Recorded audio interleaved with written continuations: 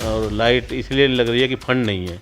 मैंने कहा यार ये छोटी सी लाइट के लिए फ़ंड नहीं है, 5 साल से सेवा कर रहे आ रहे हैं तो बड़े फंड इकट्ठे हुए हैं, आप उन फंडों में से भी लगा देते।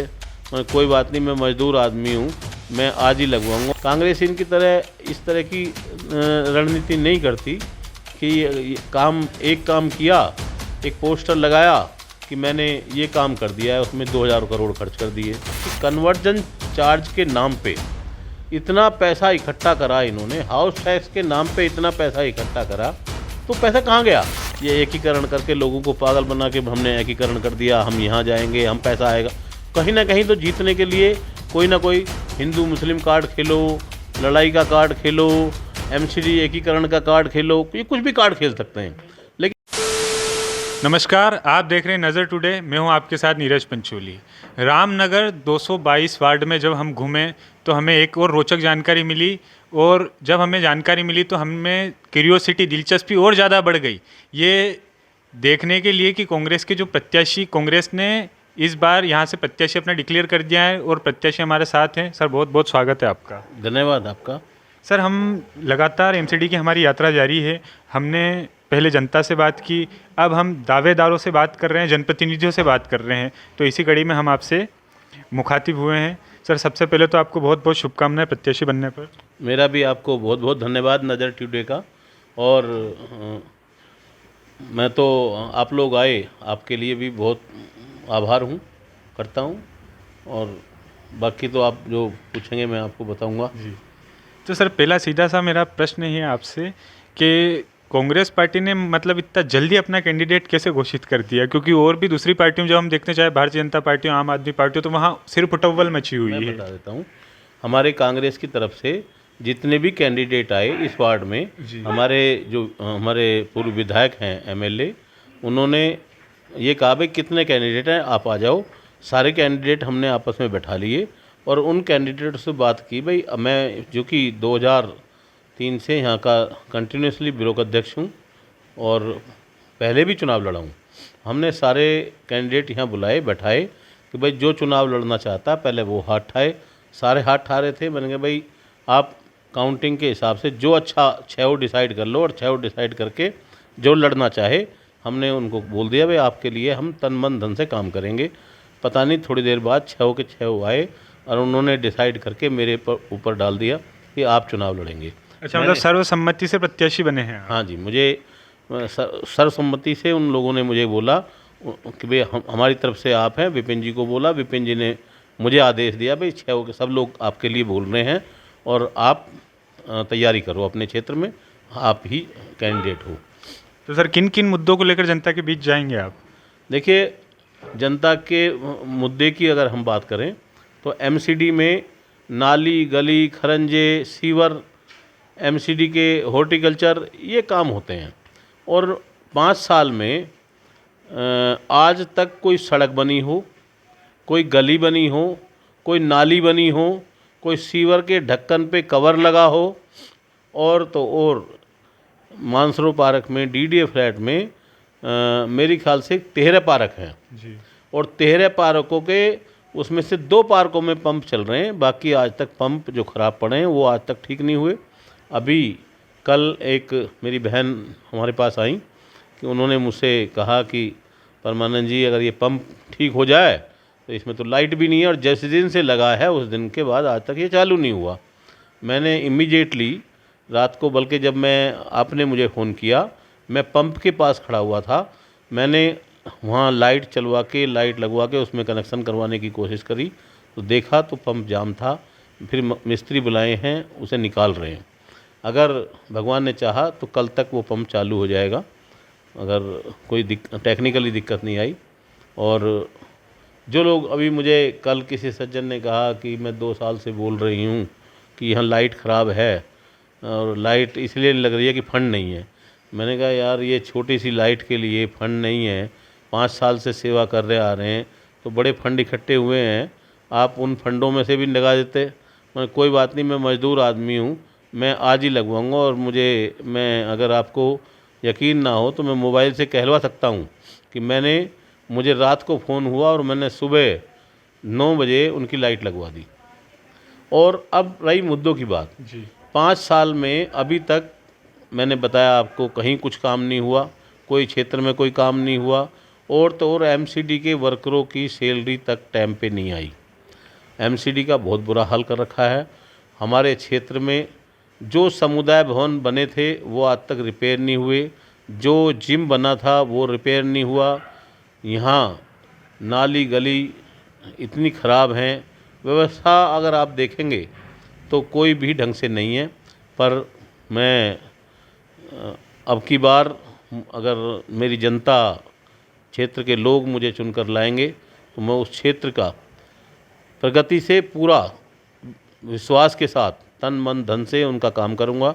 और अगर मुझे, मैं आपको ये विश्वास दिला रहा हूँ न्यूज़ इंडिया को, अगर मुझे अपने पास से भी कुछ पैसा, नज़र इंडिया टुडे को मैं विश्वास दिला रहा हूँ, अगर मुझ पे 1-2 लाख रुपए, 2-4 लाख, 10 लाख रुपए मुझे अपने पास से भी खर्च करके क्षेत्र का विकास करना पड़ा तो मैं करूँगा।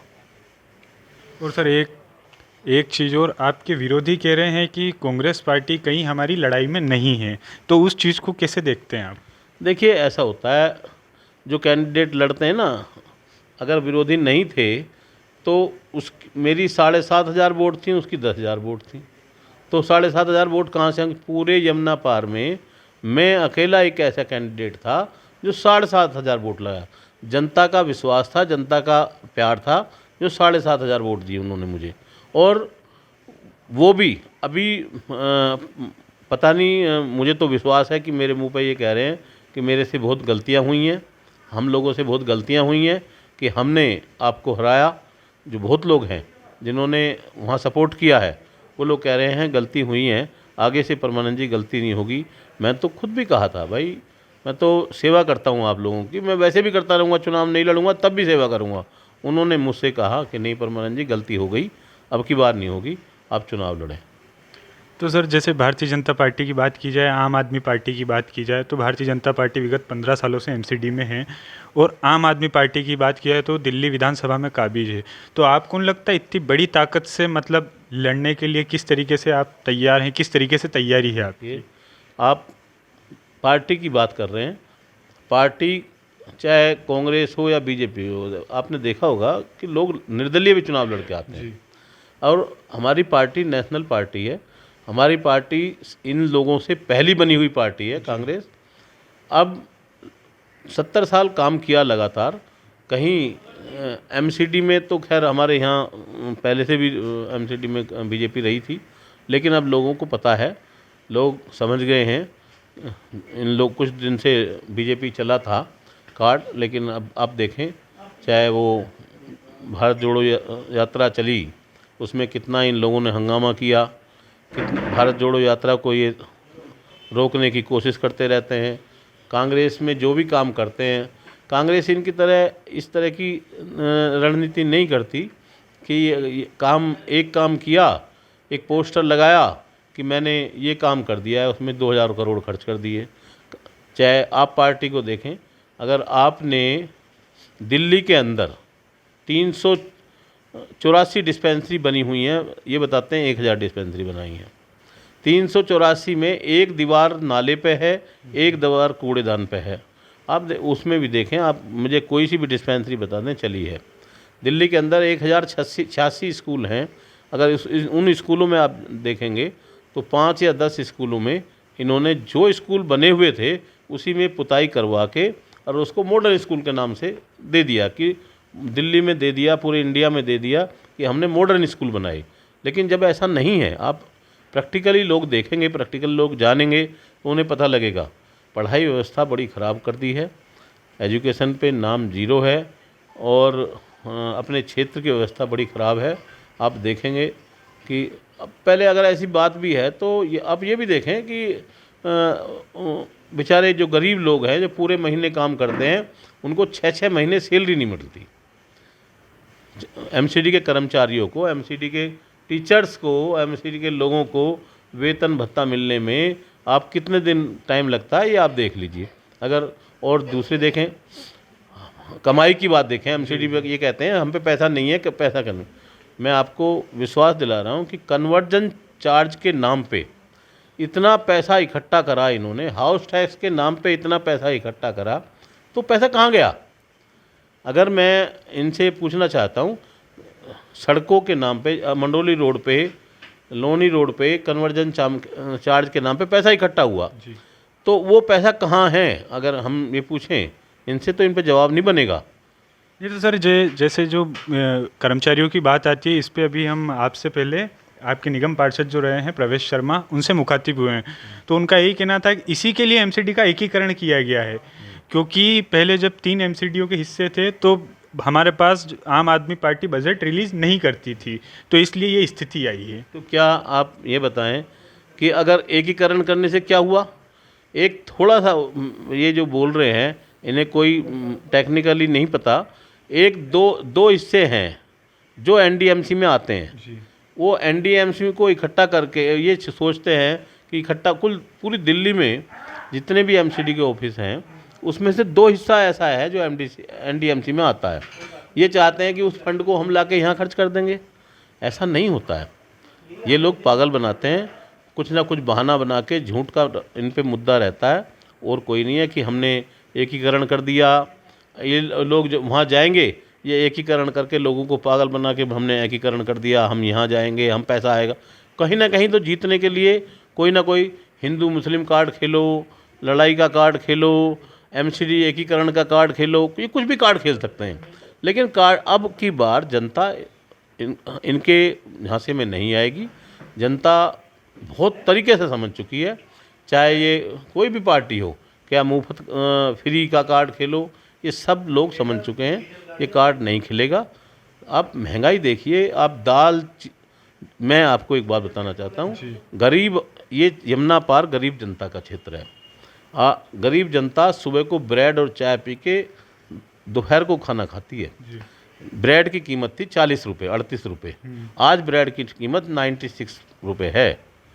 96 रुपये होगी ना जी। आप ये बताइए कि जो ब्रेड इतनी सस्ती थी आज इतनी महंगी हो गई, अब वो कैसे गुजारा कर रहे हैं लोग? खाना कैसे खाएंगे? खाने पे इन्होंने अंत की तार दी। ब्रेड उस पे देखें, सिलेंडर को देखें, 364 रुपये से सिलेंडर 1000 रुपये पे आ गया। और कमाई क्यों नहीं होती इन्हें? अभी दिल्ली के अंदर आप ये बोल रहे हैं कि कमाई नहीं है। दारू से जितना रेवेन्यू आया, पेट्रोल से जितना रेवेन्यू आया, अपोज करते करते भी रेवेन्यू आया, वो रेवेन्यू कहाँ गया हमारे समझ में नहीं आता। वो दिल्ली सरकार पे था, लेकिन दिल्ली सरकार ने एमसीडी को दिया है। दिल्ली सरकार कहती है हम पे पैसा नहीं है, कांग्रेस ये बीजेपी कहती है हम पे पैसा नहीं है। ये दोनों आपस में एक ही पार्टी हैं, एक ही दूसरे को आपस में करती रहती हैं, लोगों को, पब्लिक को बहकाती रहती हैं। तो सर एक अंतिम प्रश्न आपसे कि जिस तरीके से आपने पूरी तरीके से बताया कि ये हो रहा है, लेकिन कांग्रेस को लेकर मेरा एक प्रश्न है, क्या एमसीडी में वास्तव में उस स्तर से कांग्रेस तैयारी में है जिस स्तर से आम आदमी पार्टी है और भारतीय जनता पार्टी है? देखिए, कांग्रेस कभी झूठ बोल के कांग्रेस की तैयारी कभी नहीं होती। कांग्रेस साफ कहती है कि हम फ्री का कार्ड नहीं खेलेंगे, हम झूठ का कार्ड नहीं खेलेंगे, हम किसी तरह का कोई कार्ड नहीं खेलेंगे, हम काम करेंगे। उसने पूरी दिल्ली के अंदर, अगर आप देखें, कांग्रेस का नाम ले रहे हैं तो जितने पुल बने, जितने अंडरपास बने, जितनी सड़कें बनी, दिल्ली को पेरिस बनाया, उसके बाद उस जो पेरिस बना, दिल्ली बना, उसके बाद आज तक कोई सड़क दोबारा से बनी हो, नया पुल बना हो, एक सिग्नेचर ब्रिज भी ये कांग्रेस ने बनाया था। उसके बाद आज तक हमें बता दो कोई भी पुल बना हो, सारा पैसा कांग्रेस का था और उद्घाटन किसने किया? मनोज तिवारी ने। आज तक कोई पुल बना हो, कोई सड़क बनी हो, कोई अंडरपास बना हो, बस हमने ये कर दिया, वो कर दिया, ऐसे तो कोई भी कह देगा। घर में 5 लड़के, जो नालायक है, जब बाप काम कर देता है तो बेटा बोल देता है कि भाई जो नालायक बेटा कि मैंने काम कर दिया सारा। तो आप इसको भी यही मान लो, परिवार हैं। अब इन्होंने बीजेपी वाले, ये कांग्रेस बीजेपी, आप सब एक लोग हैं, चुनाव लड़ते हैं, पर इन लोगों ने आपस में इतना भ्रष्टाचार फैला रखा है, आपने भी और बीजेपी ने भी, कि ये कोई काम करने के लिए तैयार नहीं है, लोगों की कोई सेवा करने, चाहे भूखा मरो। नंदनगरी बसाई कांग्रेस ने बसाई, सीमापुरी बसाई कांग्रेस ने बसाई। जितना भी काम हुआ आज तक, कोई नया काम बता दो, जितने मकान थे सब रेगुलाइज किए। आज तक पूरे क्षेत्र में अगर कुछ काम हुआ हो तो बता दो, सब ये झूठा है। सर एक और अंतिम प्रश्न मेरा, आपके जवाब से ही मेरा प्रश्न बनता है। जैसा आपने कहा कि सीमापुरी या नंदनगरी कांग्रेस ने बसाई, तो क्यों जनता ने वापस एमसीडी में कांग्रेस को मौका नहीं दिया? उसका एक रीज़न है। देखिए, अब मैं आपसे ही बात करना चाह रहा हूँ। अगर मैं आपका ब्रेन वॉश करूँ, मैं लगातार घर में परिवार में रहता हूँ और मैं ब्रेन वॉश करता रहूँ कि ये जो खा गए हैं, ये लूट लिया है इन्होंने, जब कोई काम करता है तो उसको लगता है, जब कोई काम करेगा, जो कोई भी पार्टी करेगी, अगर ये पुल बनाते, ये अंडरपास बनाते, ये सड़कें बनाते, तब हम इनको भी कहते तुमने लूटा है। पर इन्होंने तो कुछ बनाया ही नहीं, कागजों में ही पैसा खा लिया। कांग्रेस ने काम किया। देखो बेचारी भोली भाली जनता होती है, वो क्या सोचती है कि भाई आज हमें काम, झाड़ी मिलेगी, हमें काम मिलेगा, हम काम करेंगे। और इन्होंने कोई काम, जनता को बेवकूफ़ बनाने का काम इन्होंने पहले से कर रखा था, फ्री नाम पे। अब लोगों को लगा कि भाई हमें फ्री मिलेगा, फ्री होगा, उससे लोग कितने परेशान हुए हैं फ्री के नाम पे, वो पूरी जनता पहचान लेगी। ये थे हमारे साथ रोहितास नगर विधानसभा में रामनगर 222 वार्ड के कांग्रेस प्रत्याशी परमानंद जी शर्मा। देखते रहिए नज़र टुडे। धन्यवाद।